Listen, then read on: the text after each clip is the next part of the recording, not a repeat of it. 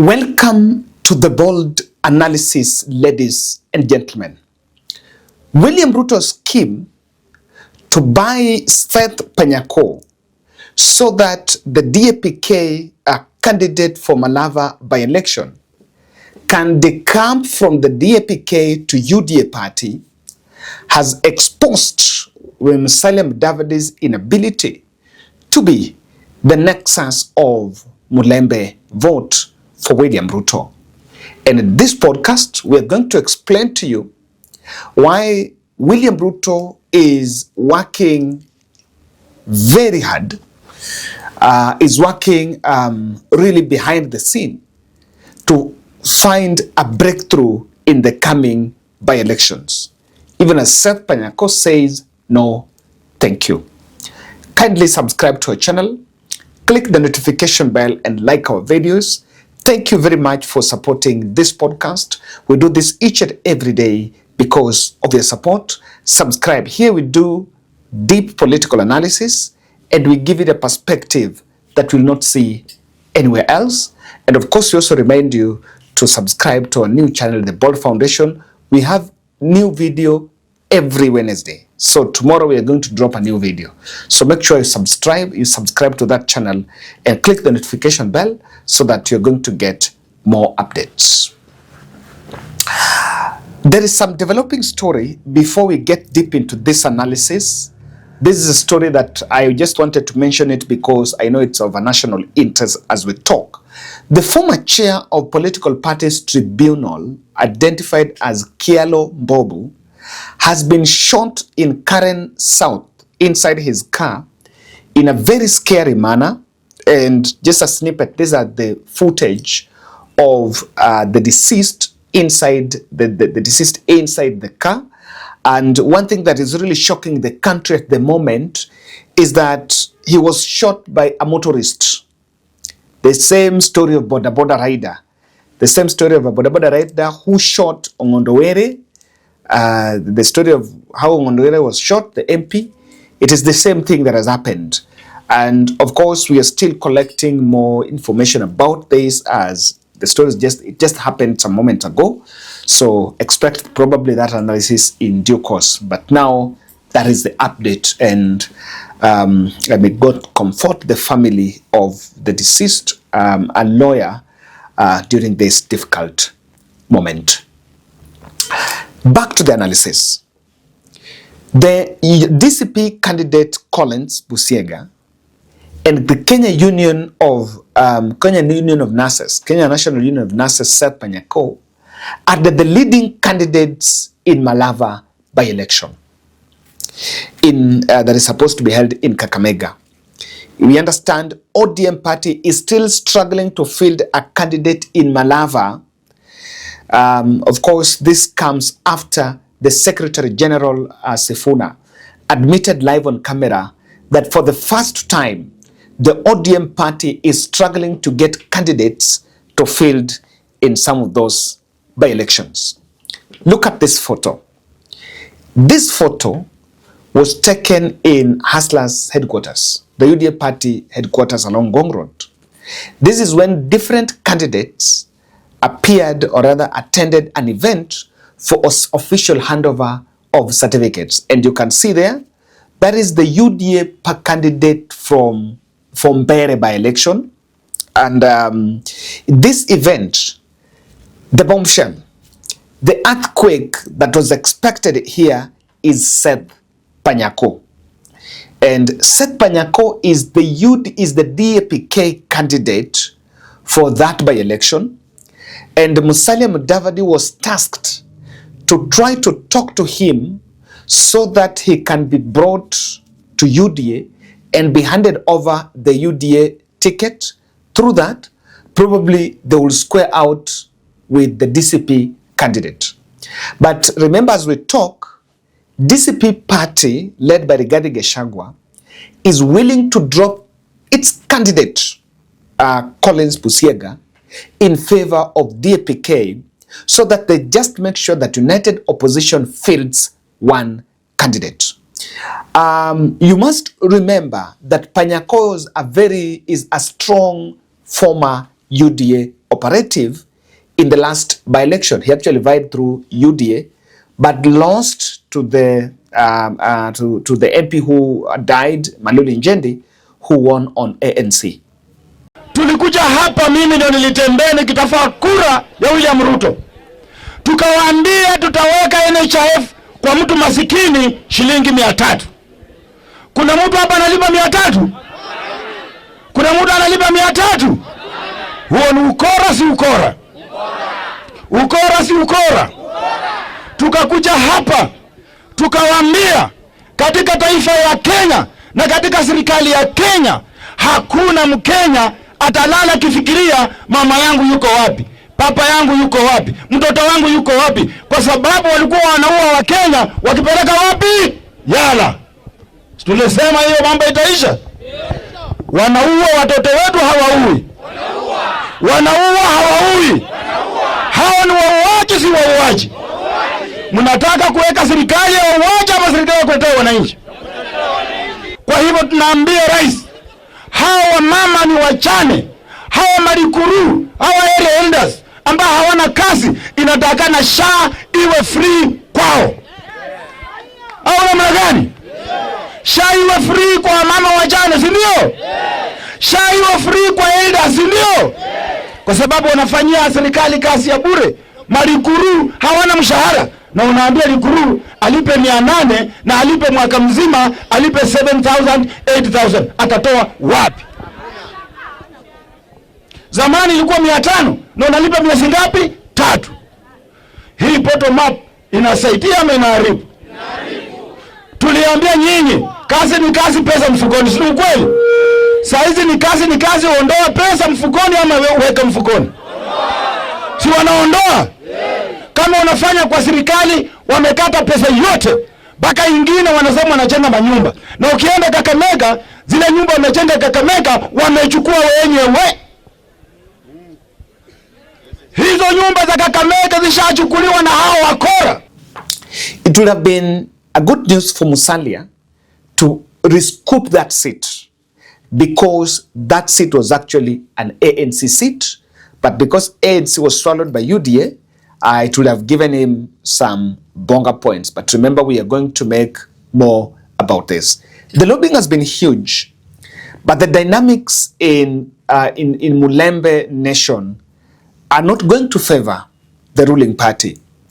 In this photo you're seeing here, George Natembeya hosted the Kakamega Deputy Governor, Honorable Ayub Savula, who was tagging along Honorable Joel Okwako. Joel Okwako is a DAPK nominated MCA representing the youth in Kakamega.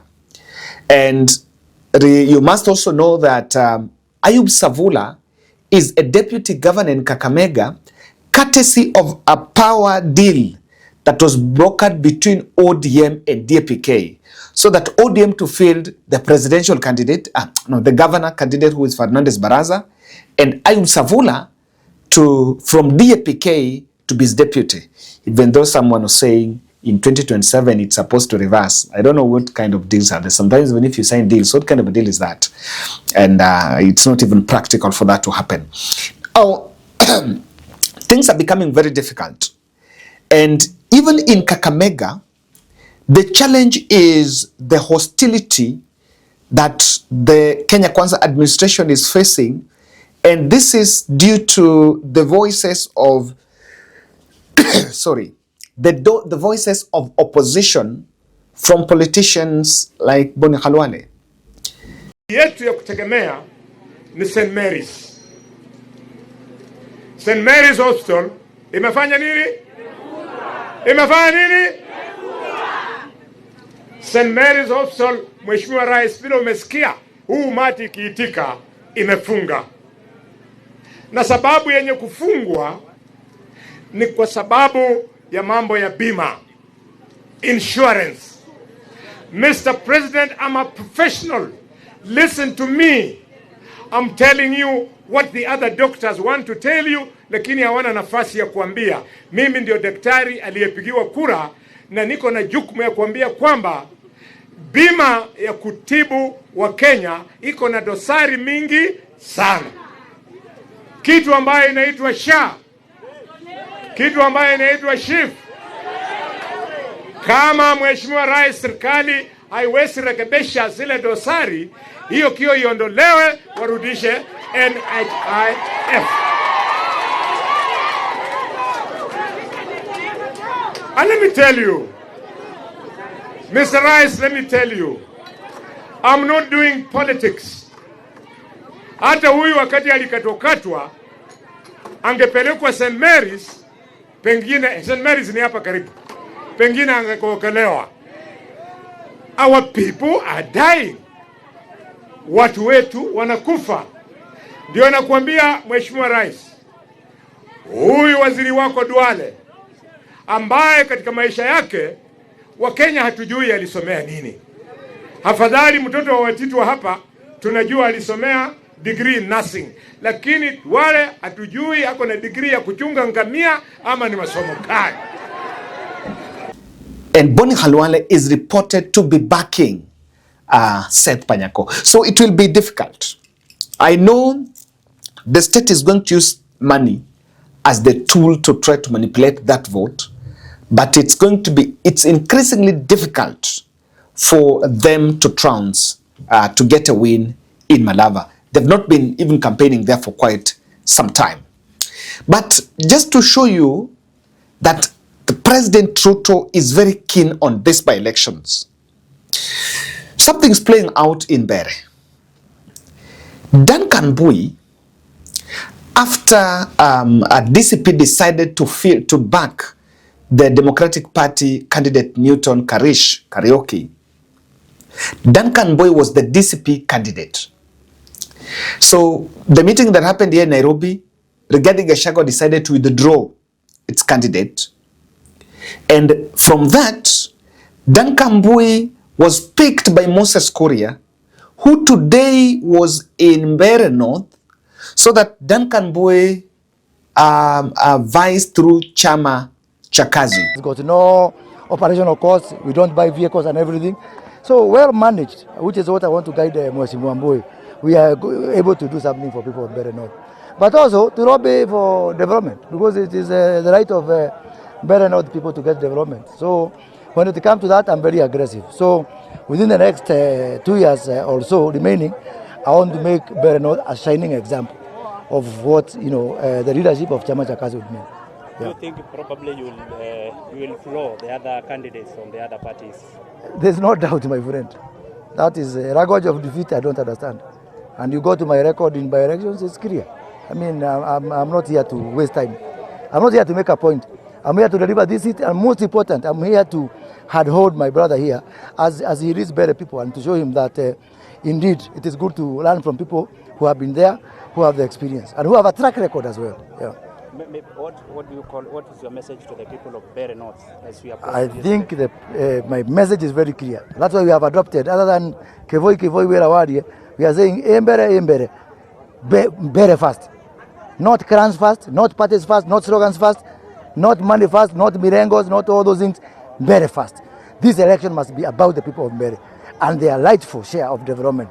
It cannot be about all other things, must be secondary to that consideration. So my message to Mbere people, please, when it comes to 27th, 6th of November, vote for Mbere. It's not about Kivoi, it's not about Moses Kuria, it's not about Chama Chakazi, it's not about DCP and all other parties. It's about the interests of Mbere people. And if I compare from where I was a member of parliament, there's a deficit in development. So Mbere has got some catching up to do. Mbere is lagging behind a bit. So we need to put all hands together, and it cannot be about any other consideration except about the people of Mbere. Thank you. Ago we saw is rally being attacked by goods. Maybe what is the Colonial call for peace?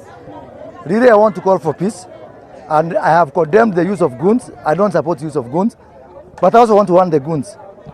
Try somebody else, not where I am. I'm the master goon. Thank you. And Duncan Bui is also emerging as another nexus, just trying to get their way there. And of course, this is perceived as part of the divide and rule, part of the divide scheme, that probably if, because he was formerly in the united opposition, and even as the candidates, the DCP, the united opposition settles on one candidate for Democratic Party, Muturi's party, Then Kambui goes there to divide the perceived opposition votes so that the UDA can pita katikati. It's going to be an interesting one. And if I find time, I'll make my way to some of these areas just to get the real feel of what's happening in ground. And Mount Kenya is a very key place for William Ruto.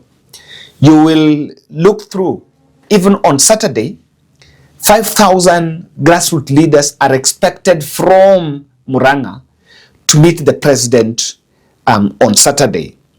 And that is something that is going on. But if you check today, there is a video of PS Muthoni being lynched over Shah in Kirinyaga, even as Ruto praises the scheme to be the game changer.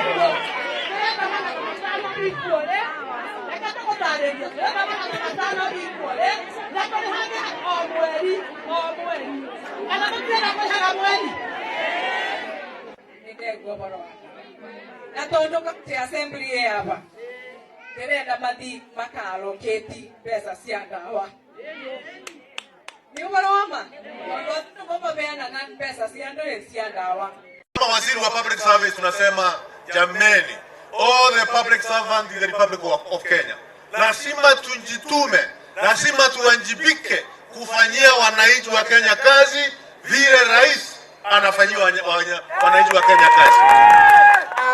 Na wale ambao walikuwa wanasema ati serikali ya Kenya haijalipa pesa ya medical scheme ya public servant, nataka kuelezea nikiwa hapo Omambe ya kwamba all the money for public servant medical scheme kwa sasa iko na SHA over 4 billion Kenya shilling. Rais wa Kenya ametuamua uchumi wa taifa yetu ya Kenya, pesa inapatikana ya kufanya maneno tofauti kufuatia bidii na kujituma kwa rais wa Jamhuri ya Kenya. So this is a feel of the challenge, or rather the kind of hostility that the administration is going to face. And these by-elections, while you can look at them, William Ruto is really struggling to make sure he makes a point. And this is why the by-elections, they're moving to the strengths of inducements, to try to create inducements to buy the opposition candidates, to make sure that they're, and I did mention this in my previous video. I did mention here that the state have the money, they have the resources, they have all the files for everyone, and they will stop at nothing. Remember, initially, some of these by-elections ought to have been done way back, but they had to be delayed as the government was looking for conducive environment where at least they can face the people of Kenya. So this is why William Ruto, it is a do or die for President Ruto in these by-elections. The first one here is this. This by-elections is going to boost opposition's believability that yes, we can. So he does not, probably like look what's happening in Bere. He would rather make the Moses Kuria's candidate, Chama cha Kazi, win and not the united opposition. Because if united opposition are going to get a breakthrough here, they will send a signal to Kenyans that probably they are serious in their unity and they can mount a campaign against William Ruto. Remember, what has been happening so far has been a threat strategy where they try to campaign there and things are not working. They can try to campaign another place and things are not working, probably the heckling and being chased and this and that. And that is why when I saw the video of heckling in Engineer Nyandarua, I believed that was really well mobilized. Ruto would actually use these by-elections to run his scorecard message. Let me tell you, the turnout in these by-elections is really going to speak much. And of course, because by-elections, the turnout is not normally huge. But there are candidates that are already strong. And a strong candidate, there are candidates that have been there for long. If Seth Panyako is to win that seat, if Newton Karish is to win that seat for Democratic Party in Bomet North, it will not be entirely on the sponsoring political parties. It will be also on the individual effort of the candidates.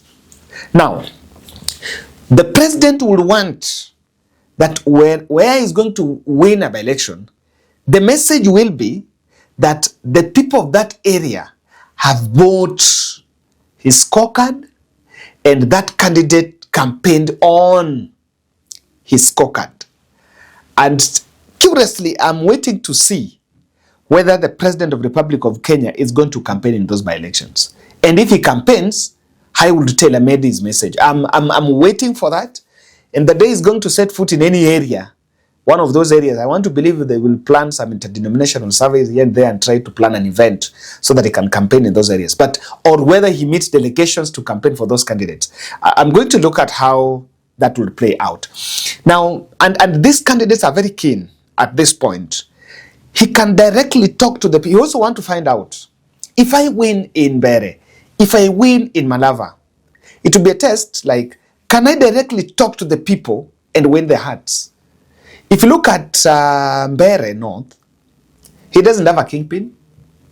The kingpin is supposed to be Kindiki, probably. But Kindiki is not really the candidate, the person to push the candidate. He's looking at Malava. How is the believability of it? And lastly, the popularity of the party will, how UDA party performs in these by-elections will be used as a truth meter for the presidential running mate debate bargain with the ODM. ODM is going to sweep Kasipul and Ugenya, no doubt. If UDA loses both Malava and Bere, ODM will have the reasons to start looking at them differently, start saying that you guys, you are very weak. The party is very weak. And on that, if William Ruto was planning to field Kindiki as the running mate, ODM would not get it easy with them. Ladies and gentlemen, that's my take. Let's meet in the next.